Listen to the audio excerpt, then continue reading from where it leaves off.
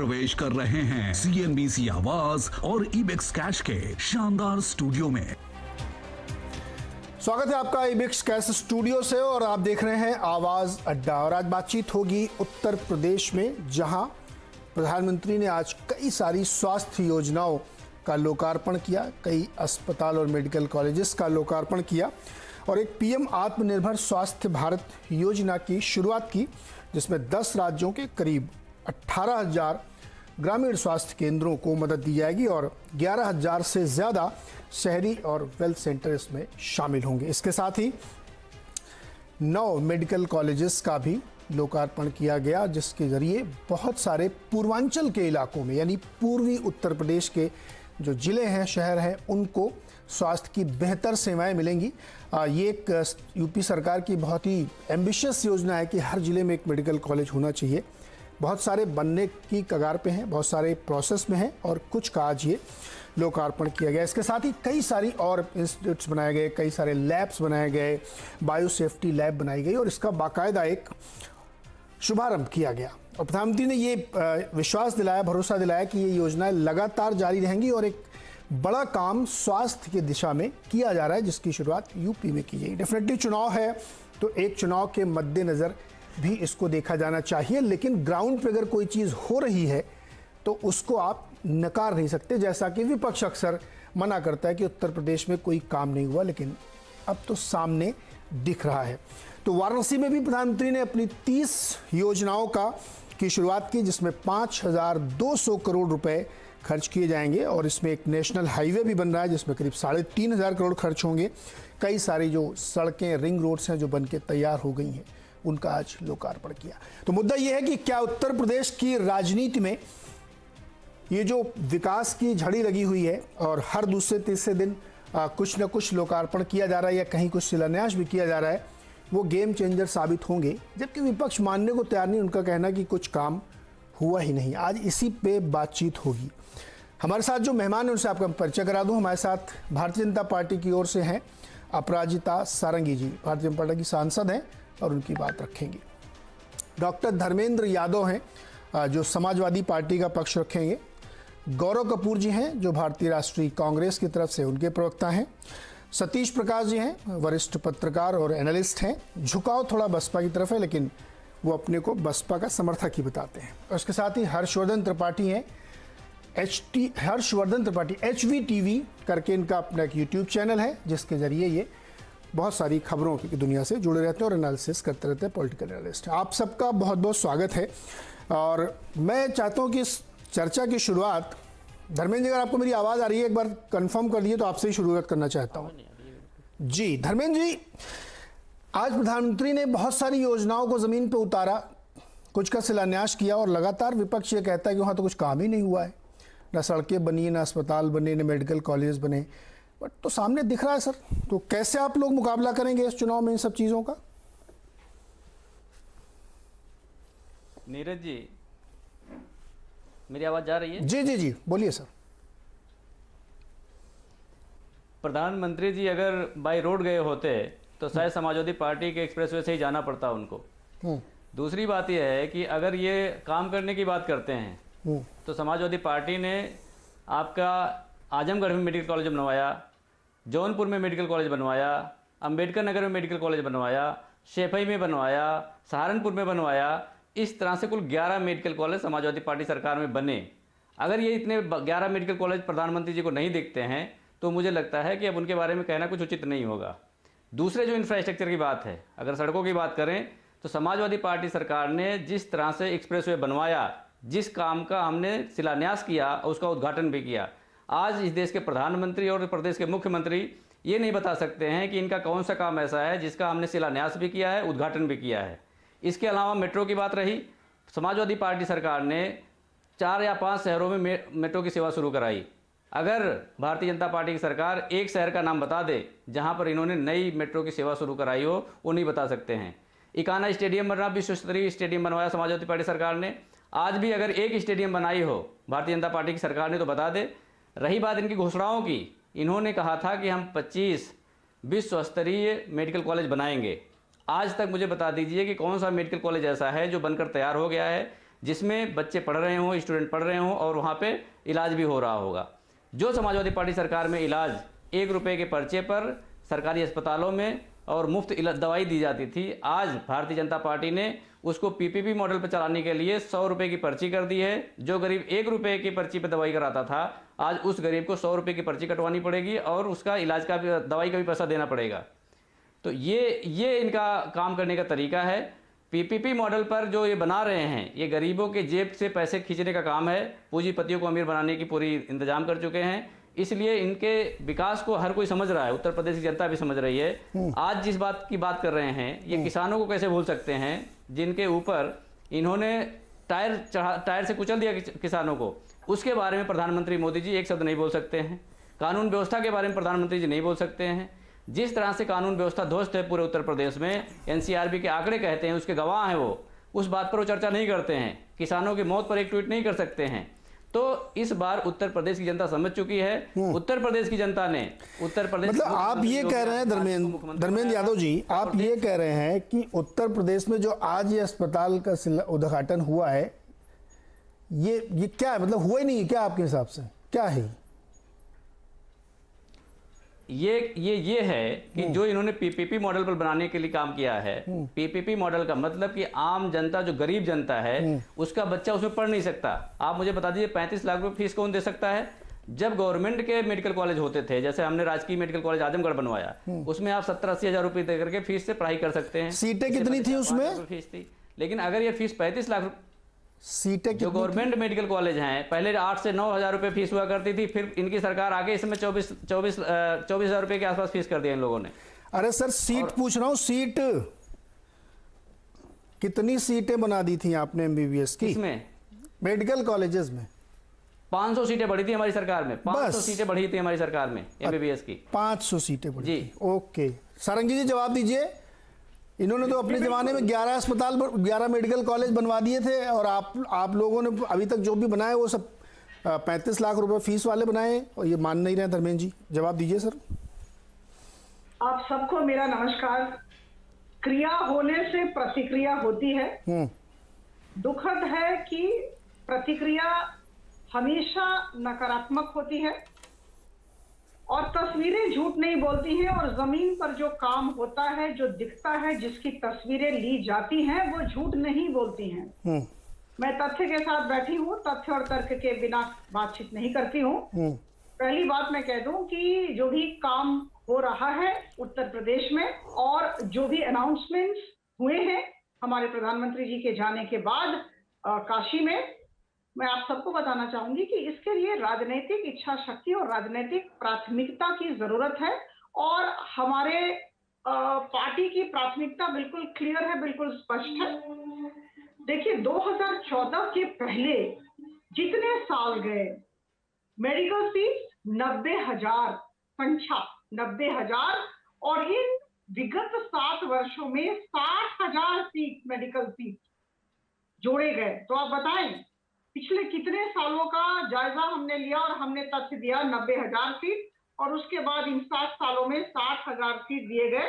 और मैं आपको बता दूं कि उत्तर प्रदेश की जहां तक बात है, 2017 के पहले विभिन्न राजनीतिक दलों ने, सरकारों ने इतने सालों में 12 मेडिकल कॉलेज किए, और हम लोगों ने 2017 से 2021 में 7 मेडिकल कॉलेज किए। और आज के दिन, एक दिन में, कभी भी ऐसा नहीं हुआ, यह ऐतिहासिक दिन है, एक दिन में करीबन 9 मेडिकल कॉलेज की स्थापना की गई, और इसमें 2,329 करोड़ रुपए खर्च होंगे।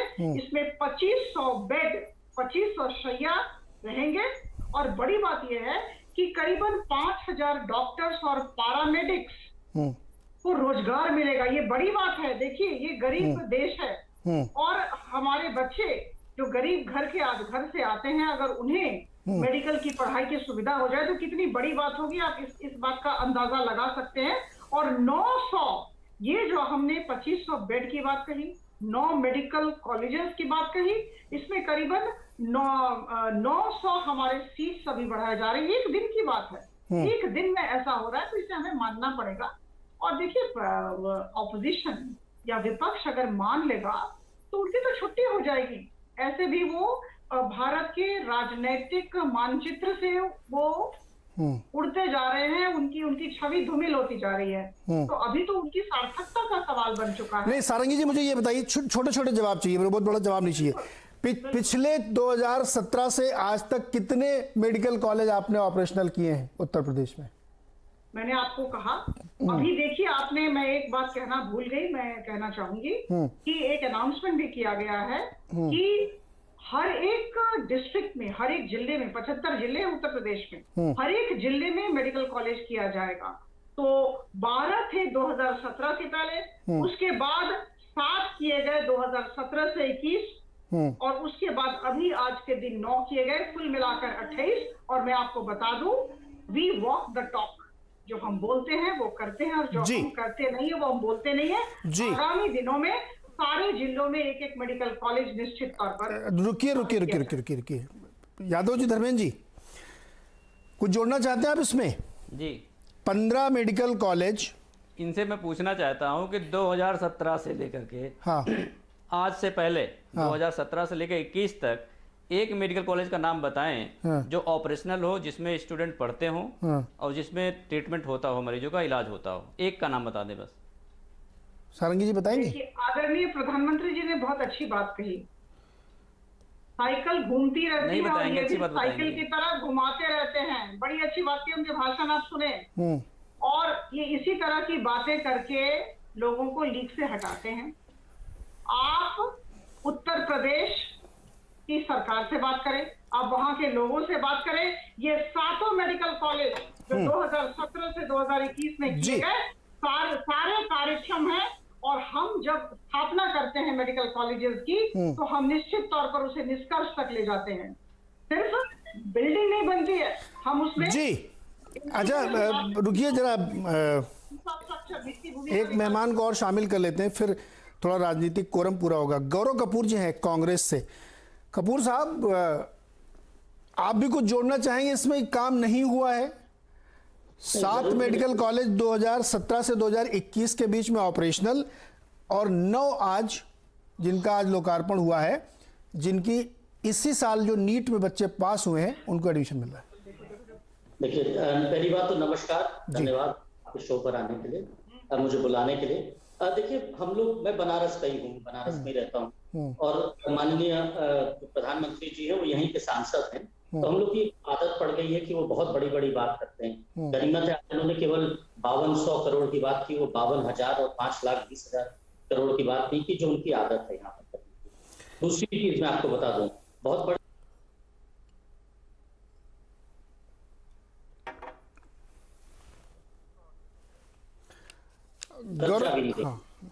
और जहां रायबरेली में एम्स की बात की थी, वहां पर 22 डिपार्टमेंट ही चलते हैं, जबकि किसी भी एम्स में 42 डिपार्टमेंट होने चाहिए, तभी चल पाता है वो, तभी एम्स का उसको दर्जा मिलता है।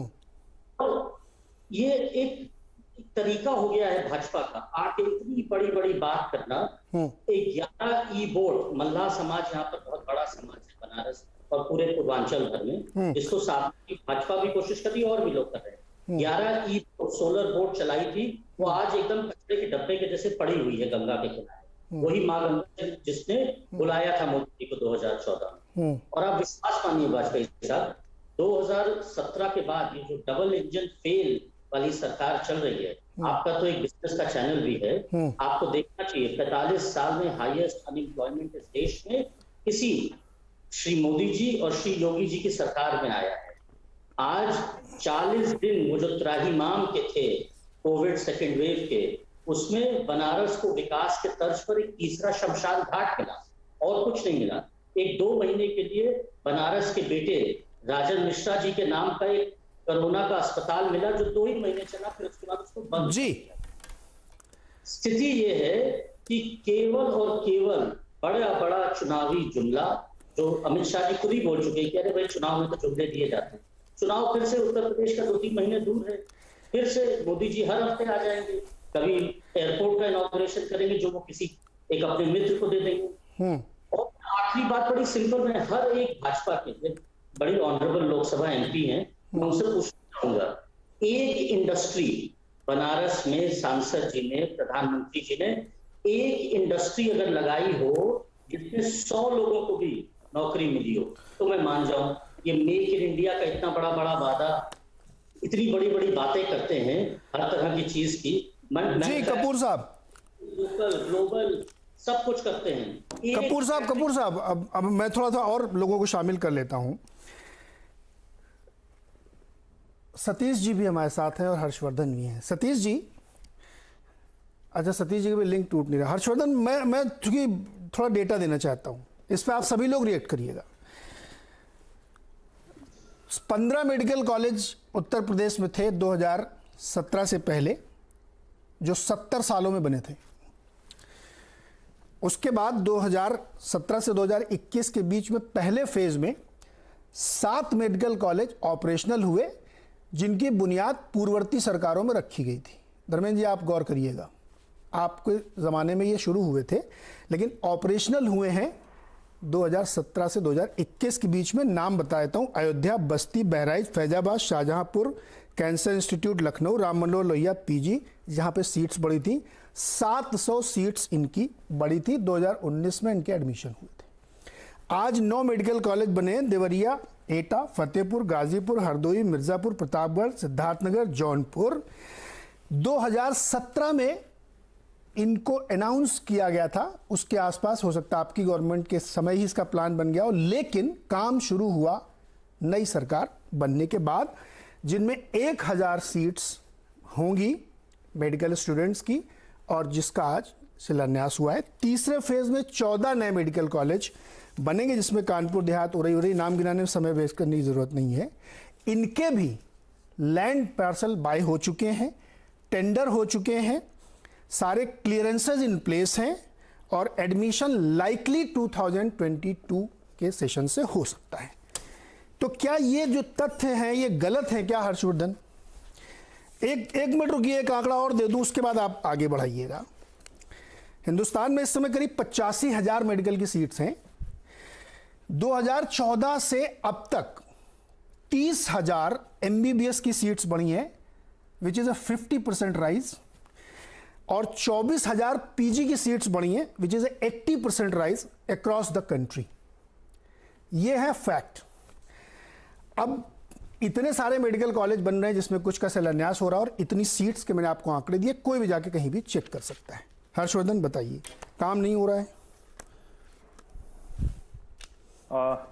देखिए नीरज जी, सबसे पहले तो ये कि मैं ये कहूँगा कि आवाज़ अड्डा के दर्शकों को ये सचमुच उनको अच्छा लगना चाहिए कि बिजनेस चैनल है, तो यहाँ अगर पॉलिटिकल डिबेट भी हो रही है तो बड़े आंकड़ों के साथ, तथ्यों के साथ हो रही है।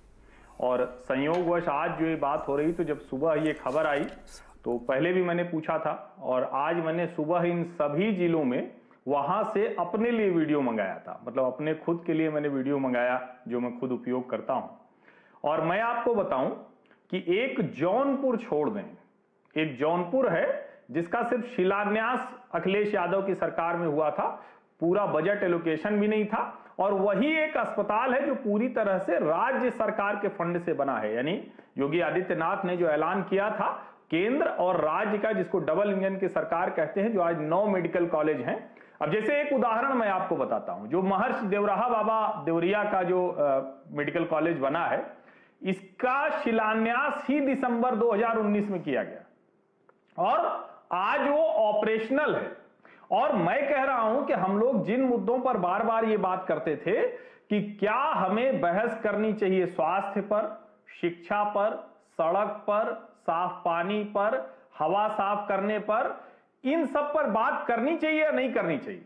और अगर आज के हम सारे और जो योजनाएं हैं सब छोड़ दीजिए, ये जो 9 मेडिकल कॉलेज बने हैं, मैं प्रयागराज का हूं, प्रतापगढ़ मेरा मूल जिला है, प्रतापगढ़ से भी हम लोग प्रतापगढ़ शहर नहीं जाते थे, गांव से प्रयागराज जाते थे, जो भी जाता था। ऐसे ही फतेहपुर से कहां जाते थे, या कानपुर जाते थे या प्रयागराज जाते थे। मिर्जापुर से कहां जाते थे, प्रयागराज जाते थे या फिर बनारस चले जाते थे। अब इन सभी जगहों का अपना मेडिकल कॉलेज है, और आप वो बिल्डिंग्स देखेंगे ना, आप वो इमारत देखेंगे ना, तो आपको लगेगा कि हाँ, उत्तर प्रदेश के लोगों को ये बहुत पहले से ये जरूरत थी। और जो सबसे अच्छी बात है, मैंने ये देखा, मैंने ये चेक किया कि कहीं ऐसा तो नहीं सिर्फ इमारत बना दी गई है, ज्यादातर जो रेजिडेंट डॉक्टर हैं, जो वहां फैकल्टी होनी है, जो पैरामेडिकल स्टाफ है, उसकी भी नियुक्ति कर दी गई है। यानी सेशन जब स्टार्ट होगा तो सीधे सीधे स्टूडेंट को कहेगा कि आप आइए और डॉक्टर बन के निकलिए, जो उनका 4 साल का 5 साल का पढ़ाई का समय। मुझे लगता है कि आज के समय की सबसे बड़ी खबर है, हालांकि केंद्र की योजना है, पूरे देश में 150 से ज्यादा मेडिकल कॉलेज हैं, लेकिन उत्तर प्रदेश ने ये जो कमाल का काम किया है, निश्चित तौर पर उसकी प्रशंसा होनी चाहिए। सतीश प्रकाश जी, चर्चा हो रही है कि काम हुआ नहीं है, केवल घोषणाएं हुई हैं। आपकी राय क्या है सतीश जी? नहीं, देखिए, हर्षवर्धन जी बड़े वरिष्ठ पत्रकार हैं और बहुत सारी बातें मैं उनकी ध्यान से सुन रहा हूं। देखिए, आज सरकार ने जो 9 मेडिकल कॉलेज बनाए, देखिए मेडिकल कॉलेज का मतलब इमारत नहीं हो। मेडिकल कॉलेज का मतलब है कि trained medical staff, paramedical staff, तमाम प्रशासनिक व्यवस्थाएं। एक मेडिकल कॉलेज में लगभग 4000 लोगों को रोजगार देता है एक मेडिकल। हर्षवर्धन जी मुझे ये बताते हैं और मैं इनकी बात को मान लूंगा और सरकार की बात नहीं मान कि राज्य सरकार का कोई भी विज्ञापन, आवाज हम लोगों को नहीं आ रही है, राज्य सरकार ने कोई भी विज्ञापन 45 दिन से ज्यादा राज्य सरकार अगर कोई नियुक्ति करती है तो बाकायदा विज्ञापन जारी करता है। अगर मुझे राज्य सरकार का कोई भी किसी भी मेडिकल कॉलेज का एक विज्ञापन आप मुझे बता दीजिए, मैं आपकी बात को सच मान लूंगा कि यहाँ मेडिकल स्टाफ भी कंप्लीट हो गया, पैरामेडिकल स्टाफ भी कंप्लीट हो गया। अभी इन 9 के 9 मेडिकल कॉलेज में सिर्फ इमारत तैयार है, अभी कोई अपॉइंटमेंट नहीं हुआ है, किसी डॉक्टर का अपॉइंटमेंट नहीं हुआ है, किसी पैरामेडिकल स्टाफ का कोई अपॉइंटमेंट नहीं है। दूसरी बात, हर्षवर्धन जी, कहीं ना कहीं देश की जनता के बीच में एक आशंका है, ये सांसद भी है, हमको ये बताया कि ये राज्य सरकार के मेडिकल कॉलेज है या पीपी मॉडल के ऊपर आधारित मेडिकल कॉलेज। कि सरकार ये भी कह रही है कि ये पीपी मॉडल ऐसा तो नहीं है कि सरकारी फंड लगा करके ये तमाम इंफ्रास्ट्रक्चर डेवलपमेंट किया गया हो, तो प्राइवेट को इसको चलाने का अधिकार दे दिया गया हो। असली लड़ाई जानिए क्या होती है, आजकल मेडिकल कॉलेज खोलना किसी भी व्यवसाय के लिए बड़े फायदे का होता है। 50 से 60 लाख रुपए की एक सीट जाती है, और यहाँ कहीं ना कहीं ये भी क्लियर करना था कि पीपीपी मॉडल के आधार पर इसको राज्य सरकार चलाएगी या व्यापारी चलाएगी। ये अभी 2-4 दिन पहले अन्य देश के प्रधानमंत्री जी, अभी जब काशी जो आपका कुशीनगर एयरपोर्ट की इंटरनेशनल एयरपोर्ट की बात की, तो आप ये देखेंगे कि जैसे ही प्रधानमंत्री जी ने उसको अंतरराष्ट्रीय एयरपोर्ट डिक्लेयर किया, तुरंत वो एयरपोर्ट कहीं अडानी की सूची में पहले शामिल हो गया। अब उसका अधिग्रहण होगा, ये पहले ही तय हो जाता। मेरा मानना ये है, आपने 7 मेडिकल कॉलेज कैसे लगा दिए? आप बताइए ना। बहुजन समाज पार्टी जब उत्तर प्रदेश की सत्ता में आती है तो आप स्वास्थ्य घोटाला क्या कहते हैं? हमने 14 मेडिकल कॉलेज बनाए और बाकायदा लिस्ट है।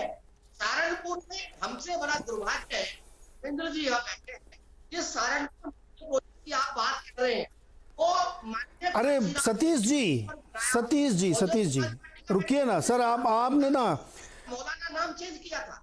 सतीश जी, आप जो है ना चर्चा को प्राइवेटाइजेशन तक लेके चले गए। जी, अभी अस्पताल ये मेडिकल कॉलेजेस बने हैं, अब मुझे एक सिंपल सा सवाल बताइए कि जिस देश में सुपर स्पेशलिटी हॉस्पिटल नहीं है तो उसके इतने अच्छे डॉक्टर कहाँ से आ जाएंगे? मैंने अभी 10, आप शायद उस समय कनेक्टेड नहीं थे, मैंने ये आंकड़ा दिया अभी सबको कि कितनी पीजी की सीट्स बढ़ी हैं और कितनी एमबीबीएस की सीट्स बढ़ी हैं इसी पिछले 2014 से लेकर के अब तक। वो आंकड़ा देखिए, और किसी को शक हो तो एम्स का आंकड़ा जाके ऊपर देखेगा कि कितनी सरकारी सीट बढ़ी हैं और कितनी प्राइवेट कॉलेज की सीट बढ़ी हैं, वो भी देखिएगा, तस्वीर सामने आएगी। Number of medical colleges increase हुए हैं, अब आपके पास स्पेशलिटी के डॉक्टर्स भी आएंगे सर, पहले कहां से आ जाते? और अभी अजय जी ने, कपूर साहब ने चर्चा की रायबरेली के एम्स की, वो बिल्डिंग बनी है और उसका अनाउंसमेंट चुनावी मद्देनजर तब किया गया था जब लोकसभा चुनाव होने वाले थे। ऐसे ही पुरानी सरकारों में अनाउंसमेंट हो जाते थे, बनते नहीं थे। इस सरकार में पहली बार हुआ है, कम से कम कंप्लीट हो रहे हैं ना सर, बन रहे हैं ना। मैं तो कह रहा हूं क्रेडिट आप ही ले लो, बसपा ले लेगी सब, हर जिले में मेडिकल का बसपा ने बनाया, बन तो रहे ना। सुनिए देखिए इस देश में एक माहौल तैयार किया जाता कि अगर रिजर्वेशन चाहे वो पिछड़ी जाति का हो या दलित हो, रिजर्वेशन से आने वाला कोई भी व्यक्ति जो है वो मेडिकल प्रैक्टिस कैसे करेगा, इसमें माहौल बनाए, तमाम सरकारी सिस्टम किया गया और इस देश में एक प्राइवेट सिस्टम लागू किया गया। आप देखेंगे कि यही कोरोना काल था नीरज जी, तमाम प्राइवेट हॉस्पिटल्स के डॉक्टर ताला लगा करके भाग गए और जब सरकार ने ये सुनिश्चित कर दिया कि कोरोना पेशेंट से आप 10-10 लाख रुपए वसूल सकते हैं, तब उन्होंने दरवाजे खोले तमाम प्राइवेट हॉस्पिटल ने। और सुनिए, देश के प्रधानमंत्री जी सिर्फ बीजेपी के प्रधानमंत्री नहीं है। अरे सतीश जी भाई, आप लोग जो है ना, नहीं सुनिए क्या, आप ही लोग कहते थे ना कि ये वैक्सीन नहीं लगवाएंगे, ये फलाने की वैक्सीन है, धमकाने की वैक्सीन है, लग गई ना 100 करोड़ वैक्सीन। आप मेरी बात सुनिए। नहीं सुने क्या आपकी बात, तथ्यों पे बात नहीं कर रहे हैं आप मुझे ये बताइए कि देश की जनता के सामने क्यों बोला जा रहा है। आपने कहा कि आयुष्मान भारत का हमने कार्ड बना दिया, हुआ ना, 80 लाख लोगों ने फायदा लिया ना। आप आंकड़ा बताइए ना। 80 लाख, मैं बता रहा हूँ आंकड़ा आपको, जाइए चेक करिए जाके, 80 लाख जारी किया था, चेक करिए, 8 मिलियन, चेक करिए आंकड़ा ना, खाली हवा बातें मत करिए सर, इसीलिए मैं कह रहा हूँ फैक्ट्स पे चेक करके। हर्षवर्धन क्या बोलना चाहते हैं? 10 सेकंड मुझे ब्रेक लेना है, केवल 10 सेकंड, बोलिए। मैं सिर्फ 10 सेकंड में कह रहा हूं, देखिए है क्या, सतीश प्रकाश जी जब बोल रहे थे तो पता नहीं, मुझे बड़ा आश्चर्य होता है कभी कभी कि जब आप जो तथ्य है उसको आप कैसे झुठला सकते हैं। अब ये तो वैसे ही हो गया कि मक्खी भी निकल जाएंगे चाय के साथ कुछ भी तर्क देने के लिए। जो देवरिया का विद्यालय है वहां फैकल्टी के साथ साथ जूनियर रेजिडेंट, सीनियर रेजिडेंट सबकी नियुक्ति हो चुकी है। जो मिर्जापुर का मां निवासिनी विद्यालय है वहां प्रिंसिपल के साथ साथ 15 फैकल्टी के साथ नियुक्ति हो चुकी है। जो एटा का विद्यालय है उसका तो मेरे सामने, अभी मैंने सर्च किया तो उसका विज्ञापन भी सामने आ गया, एडवर्टीजमेंट सामने आ गया कि कब कब वो निकला है। तो कम से कम जो चीज हुई है सामने उसको झूठ बोलने का प्रयास क्यों करते हैं? दर्शक तो देख रहे हैं, जिसके बगल में होगा फतेहपुर में, मिर्जापुर में, प्रतापगढ़ में, देवरिया में, ब्रेक लेना मुझे भाई, में, हरदोई में, उनको दिख रहा होगा ना। हर्षवर्धन जी और सतीश प्रकाश जी मुझे ब्रेक लेना, हमारे पॉलिटिकल मेहमान भी बात करने के लिए बैठे हुए हैं। देखिए काम हो रहा है ना, तो आंखों के सामने हो रहा, तो मैं क्या करूं? एम्स बन गया रायवली में, उसमें 24 मेडिकल के डिपार्टमेंट चलने लगे, तो शिकायत यह है कि 42 क्यों नहीं चल रहे हैं। जब 42 चलने लगेंगे तो बोलेंगे इसमें नंबर ऑफ बेड्स कम है। तो ये तो आलोचनाएं चलती रहती हैं। लेकिन छोटा सा ब्रेक के बाद इसी चर्चा को आगे बढ़ाएंगे, अपने पॉलिटिकल दोस्तों के पास चलेंगे।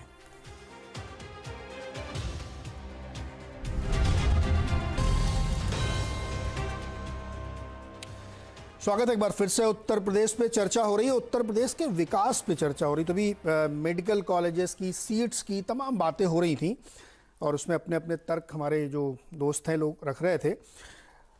सारंगी जी, एक चीज़ मुझे बताइए, ये सड़कों का भी बार बार बड़ा कन्फ्यूज़न होता है। मैं 2-3 नंबर रखता हूँ, मुझे बताइएगा ज़रा कौन कौन से एक्सप्रेसवे हैं जो आप लोगों ने 17 से अब तक बना के चला दिए, बताइए।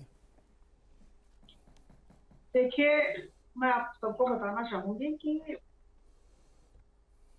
गांवों का प्रदेश है उत्तर प्रदेश, अगर मैं ये कहूं तो गलत नहीं होगा। और जिस तरह से फाइनेंस कमीशन में पैसे दिए जा रहे हैं, आपके 13 फाइनेंस कमीशन 14 हो 15 हो, मैं आपको बता दूं कि पंचायत के अंतर्गत भी जितने रोड्स हैं उन पर भी ध्यान दिया जा रहा है। मैं देख रही हूं आप एक्सप्रेस वेज की बात कर रहे हैं। हम हर एक गांवों को पंचायतों से जोड़ना चाह रहे हैं और पंचायत को ब्लॉक से जोड़ना चाह रहे हैं और इस दिशा में घमासान काम हो रहा है। देखिए, जो हो रहा है उसे हम सबको स्वीकारना होगा। जहां तक रोड्स के तथ्य की बात है वो मेरे पास नहीं है अभी, अगर आप चाहें तो मैं आपको भिजवा दूं, लेकिन मैं आपको बहुत ही आत्मविश्वास के साथ कह सकती हूं कि एक्सप्रेस वेज तो क्या, हम पूरी आर्टरीज पर ध्यान दिए हुए हैं। देखिए, फार्म रोड्स होते हैं जो हमारे खेतों से, खलिहानों से मेन रोड तक जाते हैं, वो जो आर्टेरियल रोड जिसे हम अंग्रेजी में कहते हैं, उस पर भी ध्यान दिया जा रहा है। और नरेगा हो या फिर फाइनेंस कमीशन के पैसे हो, इस पर ध्यान दिया जा रहा है। और सबसे बड़ी बात है कि योगी सरकार में हो रही है 2017 से लेकर अभी तक मैं कह दूं, तदारक की व्यवस्था, मॉनिटरिंग की व्यवस्था को बहुत सुदृढ़ किया गया है। प्रशासन और शासन जिस तरह के गाइडलाइन, जिस तरह के दिशा निर्देश दे रहे हैं, और जिस तरह का फील्ड सुपरविजन हो रहा है, धर्मेंद्र जी, काबिले तारीफ है और इसे मानना पड़ेगा, स्वीकार करना पड़ेगा। मैं एक बात बता दूं, देखिए जब हेल्थ की बात हो रही थी, मैं भूल गई कहना कि गोरखपुर में एम्स का कार्य भी शुरुआत उसकी हो गई है और करीबन 1.5 महीने में एम्स वहां खड़ा हो जाएगा और प्रधानमंत्री जी खुद उद्घाटन करेंगे। सारंगी जी, अभी क्या है ना, अब आजकल ऐसा हो गया है कि जमीन खरीदने की छोड़िए, उससे पहले कॉन्सेप्ट बनाने से लेकर के जिस दिन ताला खुलेगा उस दिन तक की बात मानी जाएगी। पहले हुआ तो हम लोग मानते नहीं। देखिए सब लोग कहते हैं वो हमारे जमाने में हुआ था, वो हमारे जमाने में हुआ था। धर्मेंद्र जी बताइए, कितने एक्सप्रेसवे चल रहे हैं इस समय यूपी में? मैं सारंगी जी को अपडेट कर दूं, जो आपने इनसे पूछा, इनके जमाने में जो पूर्वांचल एक्सप्रेसवे का दावा किया जा रहा है, उसमें जो जमीन अधिग्रहण हुआ था, जिस गांव में अंतिम जमीन का अधिग्रहण हुआ था, वो समाजवादी पार्टी सरकार में हुआ था। ओके। और आज भी उस गांव से 1 इंच भी आगे की जमीन का अधिग्रहण नहीं किया गया है। हाँ। तो ये जो इनका पूर्वांचल का दावा है, उसमें कम से कम 70% काम समाजवादी पार्टी सरकार का है। अच्छा। अब हम लोगों ने क्या एक्सप्रेसवे बनवाया उसके बारे में बता दें। हम लोगों ने आगरा से लखनऊ का जो एक्सप्रेसवे बना वो सबके सामने है, सब लोग उस पर जाते हैं, आप भी जाते होंगे मेरे ख्याल से। और जितने जिले हैं, हर जिलों को 4 लेन से जोड़ने के लिए काम किया गया और लगभग सारे जुड़ गए उसमें। ये हम लोगों ने एक्सप्रेसवे पे काम किया है। इन लोगों के पास एक भी ऐसा एक्सप्रेसवे नहीं जो ये बता सकते हैं। अगर आप गाजियाबाद आए होंगे, गाजियाबाद में एक 6 लेन का एलिवेटेड रोड बना हुआ है, 10 किलोमीटर का है, वो भी समाजवादी पार्टी सरकार में बना था। फीता काटने के लिए योगी जी लास्ट में आ गए थे। हाईवे पे और सड़क पे जितना काम समाजवादी पार्टी सरकार ने किया, किसी भी जिले का आप ले लीजिए, सहारनपुर चला जाइए, सहारनपुर का ले लीजिए, उधर आप सीतापुर की तरफ चले जाइए, सीतापुर का ले लीजिए, इलाहाबाद की तरफ चले जाइए, वहाँ का ले लीजिए, बनारस का ले लीजिए, हर शहरों को 4 लेन के एक्सप्रेसवे से जोड़ने का काम समाजवादी पार्टी सरकार ने किया था। इनके जो दावे हैं, उस दावे पर मैं एक करके आता हूँ। अभी अब मैं इनका जो घोषणा पत्र मेरे हाथ में ही है, उसमें यह दावा किया गया था कि हम 10 विश्व स्तरीय विश्वविद्यालय बनाएंगे। ये इनका घोषणा पत्र, इसमें लिखा हुआ है कि 10 विश्व स्तरीय हम विश्वविद्यालय बनाएंगे। अब आप मुझे बता दीजिए कि आज तक इन्होंने एक विश्वविद्यालय के उद्घाटन किया है, राजा महेंद्र सिंह जी वाला विश्वविद्यालय। अब आप मुझे बताइए 2017 से लेकर के 2021 आ गया, अगर आज इन्होंने उसका उद्घाटन किया है, वो कब बन के तैयार हो जाएगा? एक मेडिकल कॉलेज इन्होंने लखनऊ में बनवाया था अटल बिहारी वाजपेयी जी के नाम से, आज तक उसकी बिल्डिंग नहीं बनवा पाए, जबकि मोदी जी उसका उद्घाटन करने गए थे। वो भी किसी डॉक्टर राम मनोहर लोहिया के 4थे या 5वें तल पे चलती है अस्पताल में जी। तो ये लोग जो है काम कुछ नहीं किए हैं। अब इनको बताने के पास कुछ है नहीं। अरे सर, आप बात कर लीजिए, लाइटर नोट पे बोल रहा हूँ धर्मेंद्र जी, आप लोगों ने इतना काम किया फिर भी चुनाव हार गए, मतलब ऐसे ही हसीन बोल रहा हूँ मैं आपको। नहीं, एक मिनट रुकिए ना धर्मेंद्र, एक minute please please please please. Harshvardhan, आपके पास जानकारी हो तो बताइए। Purvanchal expressway, Bundelkhand expressway, Chitrakoot Etawah expressway, Gorakhpur link expressway, Ganga expressway में अभी केवल जमीन अधिग्रहण हुआ 70%, इसलिए उसको छोड़ देते। बताइए कौन कौन से बने, कौन से चले? आप बहुत जानकारी रखते हैं ग्रामीण स्तर की। नहीं नीरज जी, सबसे पहले तो ये कि राजनीतिक बहस छोड़ते हैं और स्पष्ट तौर पर बात करते हैं कि हुआ क्या है। हाँ। आगरा से लखनऊ ये एक्सप्रेसवे अखिलेश यादव का बनवाया हुआ है। 80% से ज्यादा काम समाजवादी पार्टी की सरकार पूरा करके गई थी, इसमें कहीं कोई बहस नहीं है। और उसको भारतीय जनता पार्टी की सरकार ने बाद में उसको पूरी तरह से शुरू कराया, जो इसमें कहीं कोई बहस नहीं है। लेकिन जिस पूर्वांचल एक्सप्रेसवे का दावा करते हैं, उसका पूरा का पूरा टेंडर नया हुआ, नए सिरे से उसको बनाने का काम हुआ। और बुंदेलखंड एक्सप्रेसवे और गंगा एक्सप्रेसवे, क्योंकि गंगा एक्सप्रेसवे संयोग से हमारे गांव में प्रतापगढ़ के बगल से गुजर रहा है, मुआवजे का काम पूरा हो चुका है, जमीन अधिग्रहण का काम पूरा हो चुका है। और एक जो सबसे महत्वपूर्ण बात है, मैं आपको बताऊं कि प्रयागराज से प्रतापगढ़ होते हुए जब अयोध्या जाते हैं ना, आप उस सड़क को 2017 के पहले कोई यात्रा किया हो उससे पूछ लीजिए, 2017 के बाद कोई यात्रा किया हो पूछ लीजिए। दूसरी बात, प्रयागराज से वाराणसी जो 2019-20 के पहले यात्रा किया हो उससे पूछ लीजिए, और अभी जो शानदार एक्सप्रेसवे पर जाते हैं उससे पूछ लीजिए। नाम क्या है उसका? जो छोटी सड़कें बनी हैं, और मैं ये कह रहा हूं कि ये तो मैं चूंकि गांव-गांव घूम के अभी भी मैं लौट के ही आ रहा हूं, हर शहर में जो काम हुआ है, जैसे मेरे अपने शहर प्रयागराज में सड़क 2 गुना चौड़ी हो गई, 2 गुना, मतलब लिटरली जिसको कहते हैं, आप लखनऊ से आएंगे, आप प्रतापगढ़, नहीं हर्षवर्धन, सिर्फ बड़ी बड़ी सड़कों की बातें होंगी, प्रयागराज में घुसते हैं। ग्राम संपर्क सड़क योजना की हम बात नहीं करेंगे। का काम शुरू हुआ था, हर्षवर्धन, काम तेजी में हो रहा है। मैं ये कह रहा हूं कि जो अखिलेश यादव की सरकार ने किया और अब जो कर रहा है वो सामने दिख रहा है, तो कम से कम जो दिखे उसको तो झुटलाने की जरूरत नहीं होनी चाहिए नेताओं को। अरे भाई उसमें प्लान में गड़बड़ हो जाती है। आप सिर्फ बड़ी बड़ी योजनाओं की बात करें, ग्राम संपर्क योजना और अल्पिका नहर वहर वाली योजनाओं पे फिर जाएंगे बहुत लंबी। अजय ये कपूर साहब है कांग्रेस के। गौरव जी बताइए सर, आप लोग कैसे काउंटर कर रहे हैं इन सब चीजों को? देखिए, हमारी नेता जो प्रियंका गांधी जी हैं, उन्होंने कुछ प्रतिज्ञाएं निकाली हैं जो सबके सामने आ गई। हाँ, जिसमें महिलाओं को स्मार्टफोन दिया जाएगा, लड़कियों को इलेक्ट्रॉनिक्स दी जाएगी। हाँ। उसके अलावा उनको हम लोग टैब 2,500 रुपए गेहूं और धान का MSP हम लोग वादा कर रहे हैं, 20 लाख नौकरी का कर रहे हैं, और बिजली बिल हाफ के वादा कर रहे हैं। और जो कोरोना काल में बिजली का संकट सबके ऊपर आया था, जो बिल बढ़ गए, आर्थिक स्थिति नहीं ठीक थी, उसका हम लोग वादा कर रहे हैं। और उसके अलावा आज 10 लाख रुपए तक का सरकारी खर्च, किसी भी अगर आप बीमार पड़े, भगवान ना करे पड़े, पर आप उसको इस्तेमाल कर सकते हैं उत्तर प्रदेश में। तो हम अपनी नेता जो उन्होंने प्रतिज्ञाएं की, हम उसके बेसिस पर जा रहे हैं सबके सामने। गौरव जी 10 लाख रुपए तक का मेडिकल फ्री, एक इलेक्ट्रॉनिक स्कूटी। आप मेरी एक बात, रायबरेली को घुमा के दूसरी तरह से इस्तेमाल किया। वही मैं ट्रॉमा सेंटर पर आता हूँ। बनारस का ट्रॉमा सेंटर बनवाया डॉक्टर मनमोहन सिंह जी की सरकार ने। हाँ। और उसका आखिरी में उद्घाटन, केवल उद्घाटन ही किया मोदी जी ने, श्रेय वो ले गए, कोई बात नहीं। अब मैं आ जाऊं, ये जो आज नेशनल हेल्थ इंफ्रास्ट्रक्चर मिशन को बहुत बड़ा सा इन्होंने लागू किया है, जिसमें भी कई लाख हजार करोड़ पता नहीं कितने क्या क्या लगाएंगे, वो सब है जो 80 के दशक में कांग्रेस की सरकारों ने जो PHC और CHC बनाए थे, उसको और मजबूत करने के लिए।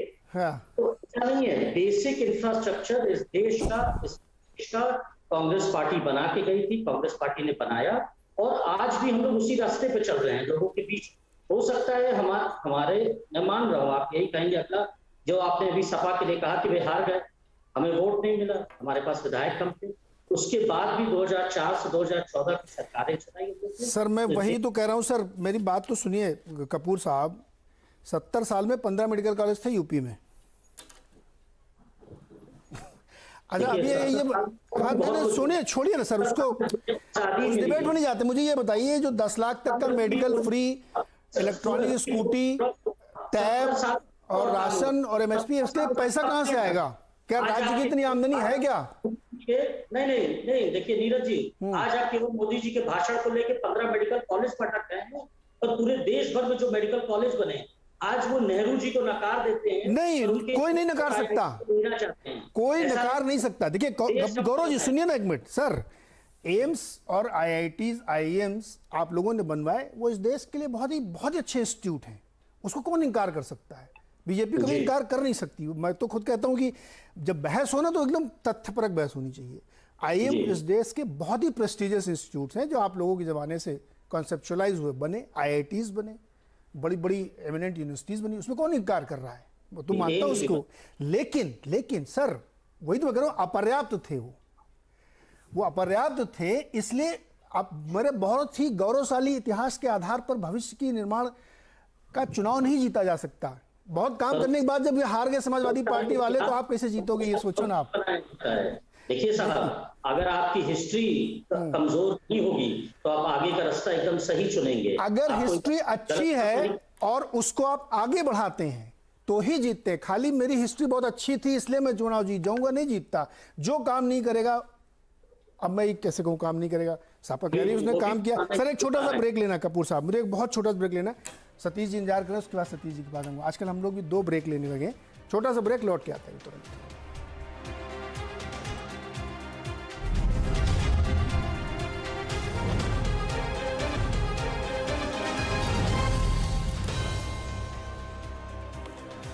स्वागत है एक बार फिर से आपका। और आज चर्चा हो रही है उत्तर प्रदेश की राजनीति पर, और जहां कुछ विकास के आंकड़ों पे हम लोग भी चर्चा करें। सतीश प्रकाश जी ये बताइए कि विकास पे कुछ होगा, वोट का मामला बनेगा, या फिर घूम फिर के वहीं आ जाएगा विशुद्ध राजनीति और उसी पे फिर चुनाव हो जाएगा? देखिए नीरज जी, जो सच्चाई है कि विकास एक निश्चित रूप से एक विकास तो मुद्दा रहेगा। और चाहे वो कोई भी जाति हो, कोई भी धर्म हो, कोई भी व्यक्ति हो। जी नहीं, निश्चित रूप से विकास। देखिए आज आप एक्सप्रेसवे पे चर्चा कर रहे हैं। उत्तर प्रदेश की जनता को पहली बार एक्सप्रेसवे से अगर रूबरू कराने वाली है, वो बहुजन समाज पार्टी की सरकार है।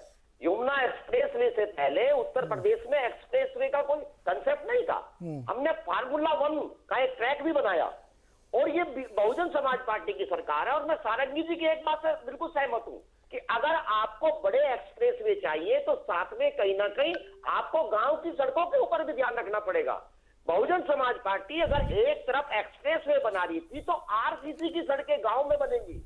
ये बहुजन समाज पार्टी की सरकार ने इस देश में पहली बार किया, और गांवों के अंदर आज भी आरसीसी की सड़कें बनी हुई हैं, जो अगले 20 साल तक बहुजन समाज पार्टी की यादें दिलाते रहेंगे। मेरा मानना यह है कि योगी जी ने आकर के अभी हर्ष जी बात कह रहे थे कि उन्होंने कौन सा एक्सप्रेस वे देख लिया और कौन से रास्ते देख लिए।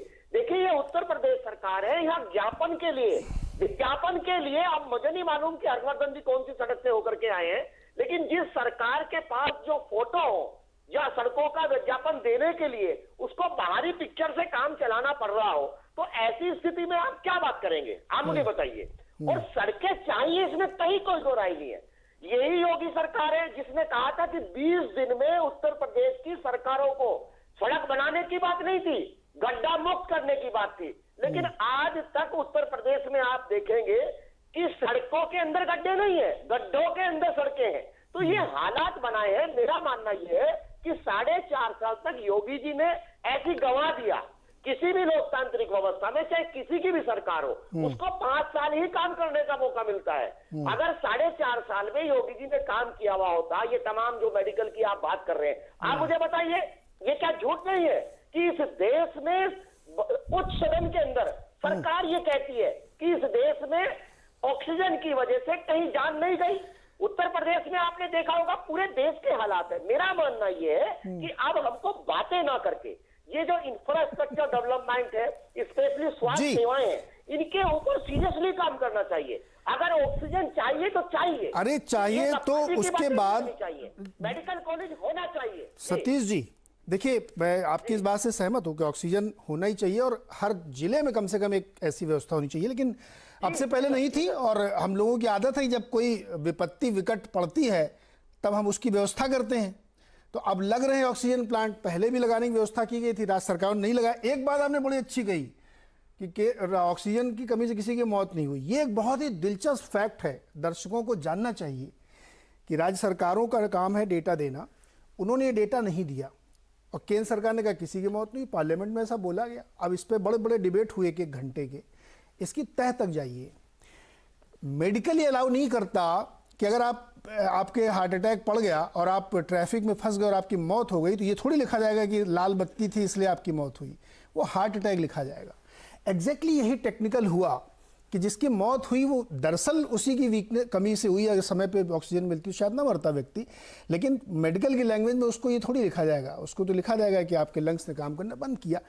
इस टेक्निकल जार्गन मेडिकल का फायदा उठाते हुए राज्य सरकार ने वो डेटा नहीं दिया जिनका काम है कंपाइल करना, तो केंद्र सरकार ने वैसे बयान दिया। इसमें बड़ा वितंडावाद हुआ, जो कि तथ्य ये है इसका। लेकिन सतीश जी की बात सही है कि समय से होना चाहिए, जरूरी नहीं कि आप जब विपत्ति पड़े तभी आप उसको ठीक करने आएंगे। सारंगी जी, बहुत सारे काम बाकी हैं अभी आपके। एक्सप्रेसवे का डेटा मैंने आपसे पूछा, आप प्रिपेयर्ड नहीं, चलिए खैर आपको मैं वो समय आप नेक्स्ट टाइम बोलिएगा। मैं प्रिपेयर्ड नहीं थी। देखिए, मैं तथ्य के साथ बात करती हूँ, मुझे ग्रामीण सड़कों के तथ्य मेरे पास, एक्सप्रेसवे के तथ्य नहीं थे, मैं दे दूंगी। देखिए, ऐसा है कि किसने कहा कि काम बाकी नहीं है। निश्चित तौर पर हमें बहुत आगे जाना है, गुड से बेटर और बेटर से बेस्ट की तरफ जाना है, और हम जरूर जाएंगे। जैसा कि मैंने कहा, हमारे पास इच्छा शक्ति भी है और हम अपनी प्राथमिकता से वाकिफ हैं। शिक्षा हमारी प्राथमिकता है, स्वास्थ्य हमारी प्राथमिकता है, कृषि हमारी प्राथमिकता है, अवसंरचना विकास हमारी प्राथमिकता है, रोजगार उपलब्ध कराना हमारी प्राथमिकता है। और आप देखेंगे हमारे स्कोरबोर्ड का क्या होने वाला है जब निर्वाचन आएगा। और ये जो राजनीतिक दल के बंधुगण हैं, 2 बातें कहूंगी। पहली बात कि अगर अच्छा काम किए रहते तो इस तरह से जनता ने उन्हें नकारा नहीं होता, एक बात। और दूसरी बात मैं कह दूं कि जब अगर अच्छा काम हो रहा है या जमीन पर दिख रहा है तो उसे स्वीकार करना चाहिए। और आज जब प्रधानमंत्री जी ने आत्मनिर्भर स्वस्थ भारत योजना की घोषणा की है, जिसमें 64,180 करोड़ रुपए खर्च किए जाएंगे और करीबन 10,000 हेल्थ एंड वेलनेस सेंटर उसका एक अंग है, उसकी तैयारी होगी, उसे मजबूत किया जाएगा, जो तैयार है उसे मजबूत किया जाएगा और नए भी तैयार होंगे। तो मुझे लगता है कि स्वीकार करना चाहिए और आदरणीय प्रधानमंत्री जी को और आदरणीय योगी जी को धन्यवाद देना चाहिए। सारंगी जी, मैं माफी चाहूंगा, समय एकदम समाप्त हो रहा है। अच्छी चर्चा थी, सभी लोगों ने अपने बढ़िया तथ्य रखे और आवाज अड्डा में हम लोग ऐसी ही चर्चा करते हैं विद फैक्ट्स एंड डेटा, जिससे कि कंफ्यूजन ना हो।